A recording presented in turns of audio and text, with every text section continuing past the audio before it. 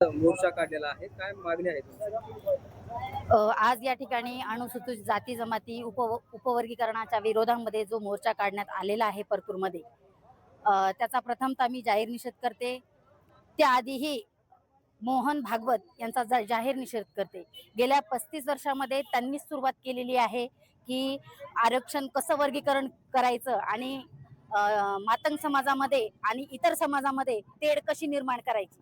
त्यांच्यापासूनच आता ही दुसरी वेळ आहे. दुसरी वेळ सुद्धा ही तशीच उद्भवलेली आहे. आज महाराष्ट्रामध्ये प्रत्येक ठिकाणी मोर्चा होत आहेत आणि याचा विरोध मी यासाठी करते की भारतीय घटना अनुच्छेद 341 प्रमाणे जो काही उपवर्ग उप आरक्षण उपवर्गीकरणाचा विषय जो आहे तो विषय राज्य सरकारला नाहीये.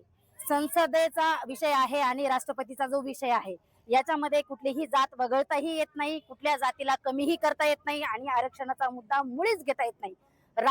सरकारांनी ही खेळी मुळात ही लवकरात लवकर थांबवावी, अन्यथा पूर्ण महाराष्ट्र निळ्या झेंड्या सगट कडक मध्ये निळ्या जय भीम या शब्दात गरजवून महाराष्ट्राच्या रस्त्यावर उतरेल, एवढंच मी सांगेन. काय मागणी आहे? आज आमचे लहान भाऊ जे मातंग समाजाने असं सांगत आहेत की आमचं आरक्षण हे बौद्ध समाजाने खाल्लेलं आहे. ह्या गोष्टीचा मी तर ठाम निषेध करते आणि त्यांना एवढंच सांगू इच्छिते की जर बाबासाहेब वर्गाच्या बाहेर बसून संविधान लिहू शकते, त्या बाबासाहेबांना संविधानाच्या यांनी आपल्याला जो शिक्षणाचा अधिकार दिला, शिका आणि संघटित व्हा आणि संघर्ष करा. मग आम्ही बौद्ध समाज शिकतोय, संघर्ष करतोय, आपण का मागे राहतोय? तुम्ही चाकरी आणि भाकरी याच्या पलीकडे कुठलाच विचार करत नाही. लोक एका जातीला दोष देणं बंद करा आणि त्या समाजामध्ये त्या जातीमध्ये किती जाती आहेत याचाही विचार करा. तुम्ही शिका आणि बराबरी करा, माझं एवढंच म्हणणं आहे. आणि आमचं जे आजचा जो मोर्चा आहे कुठल्याही एका जातीला विरोधात नाहीये.